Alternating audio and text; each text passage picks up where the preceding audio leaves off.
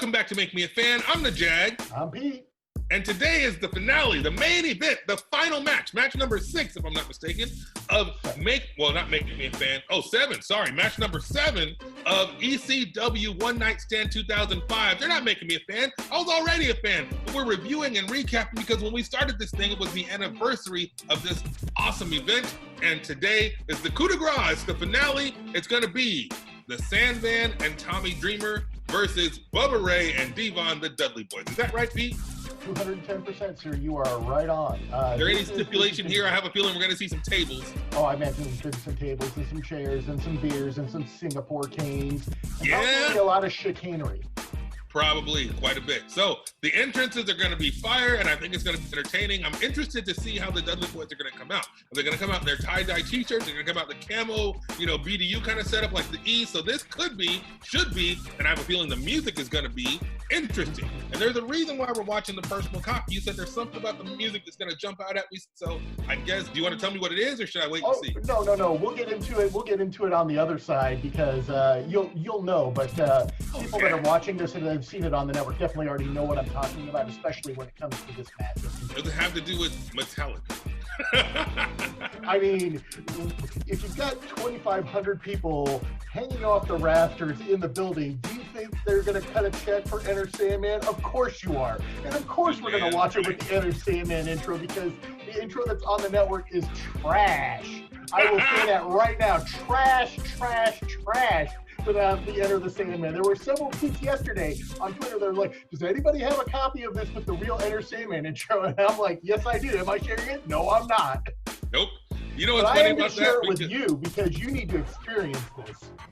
I appreciate the love. You want to spread the love, spread the wealth. And the other people on Twitter, sorry, you cannot have this. But it's funny, you just said trash so many times.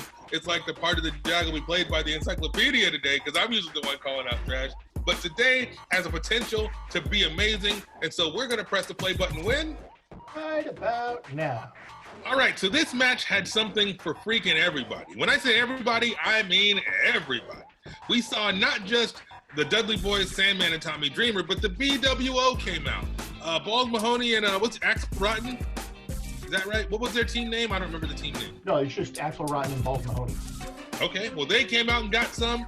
Of course, in the end, Spike Dudley came out and got him some, and I finally saw where the clip that I've seen 100 times of the flaming table powerbomb is from. It's from here. So, I mean, look, this match was crazy. Everybody was bleeding. There was every kind of freaking cheese grater, trash can, table, flaming table, kendo stick, you freaking name it. There was everything in this match.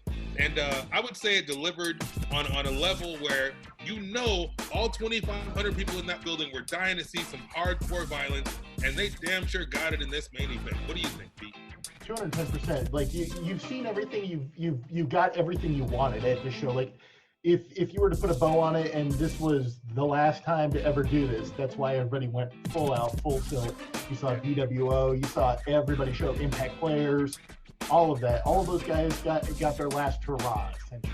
Oh, for sure. And you think about it. We saw a regular match, right, with, Benoit and Guerrero. We saw a luchador match between Psychosis and Rey Mysterio. We saw a pretty brutal match between Mike Awesome and Masato Tanaka, big guys. You had to call back to the Sabu and RVD tag team when they took on, who was it, Rhino, right? Rhino and Raven, yeah.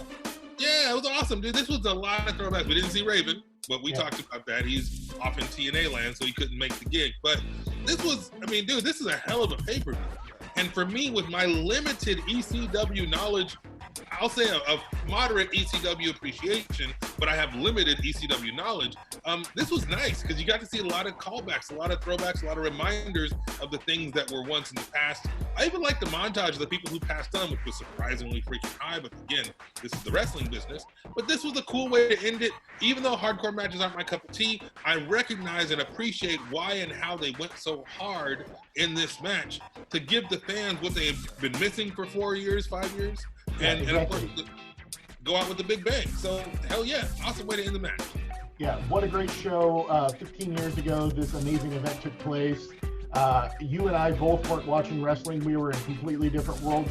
Not even knew that this was happening. So, just great to recap it and be able to do the show with you and then share it with everybody on the internet, you know, and kind of get our thoughts around it, because this really is one of those seminal shows that really a lot of people were able to put out what they wanted to finally say, or this is their you know, centerpiece that says this is my time at ECW, this is the best work I've ever done, and they're able to then move on into their career and evolve.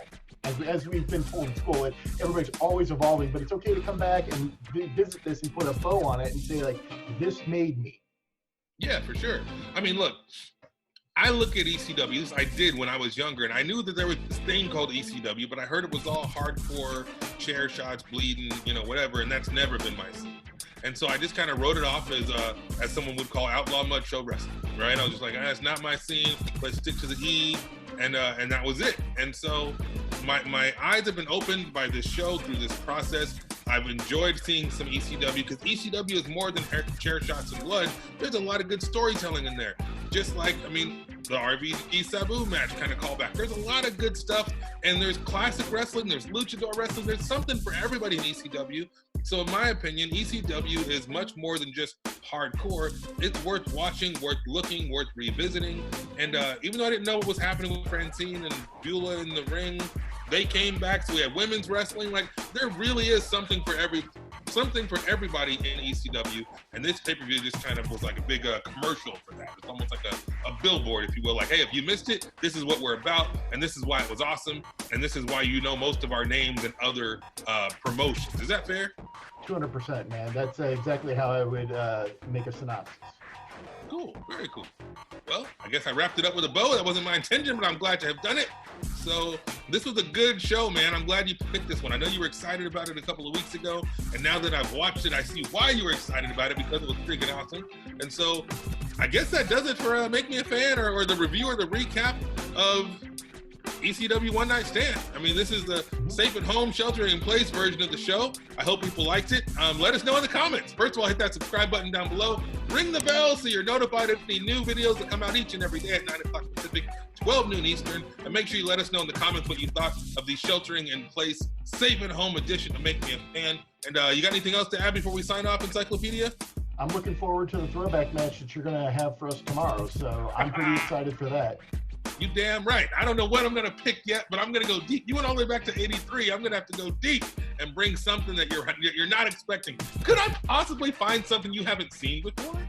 Only time will tell. So bring your butt back tomorrow 9 a.m. to find out what I came up with. And I think that's it. Encyclopedia? Yep. We'll see you guys tomorrow. Take care.